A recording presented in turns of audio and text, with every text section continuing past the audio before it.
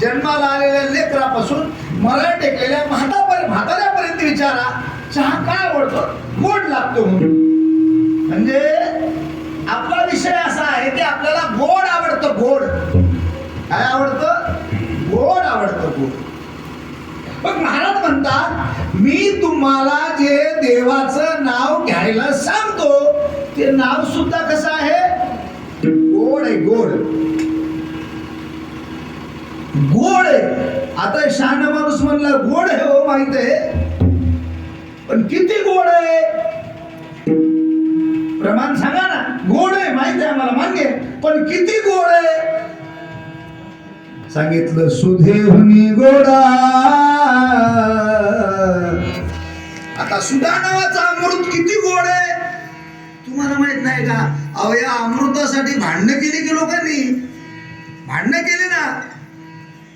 हे अमृत कुठं सापडलं? समुद्र मंथनात. देवानी आणि दानवानी मिळून समुद्राचं मंथन केलं. त्या इंद्राची संपत्ती काढण्यासाठी बाहेर मंथन केलं. असं हलविलं, समुद्राचं मंथन केलं आणि त्या मंथनातून एक एक वस्तू बाहेर निघायला लागली.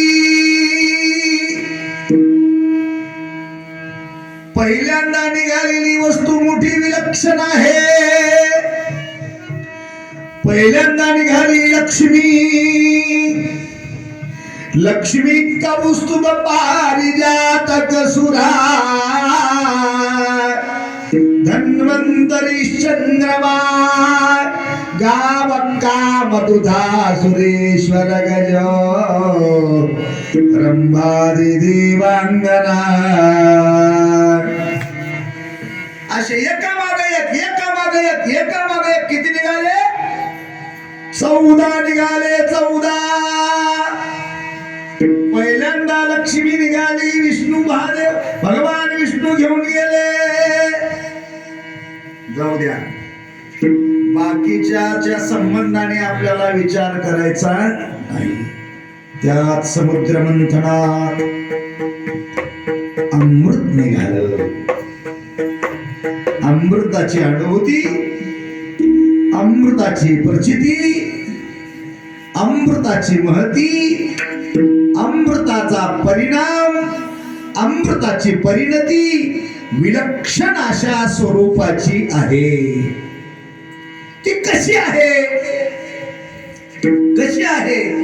अहो अमृत प्यायला मिळालं की माणूस अमर होतो. कसं होतो? अमर होतो. मरायचंच काम नाही. मरायचं काम नाही म्हणून लेकरा बाळाला बायकोला लढायचं काम नाही. रडायचं काम आहे का? मरायचंच नसल्यावर मेल्यावरच रडतात की तुमच्याकडे? मरायचंच नाही.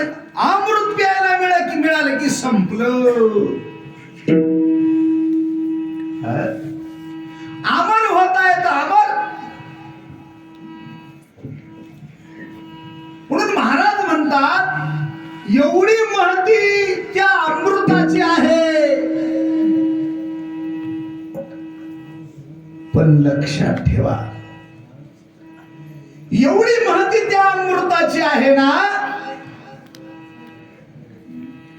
पण त्या अमृतापुढेही देवाचं नाव फिकं आहे. स्वर्गीचे अमृत फिके नाम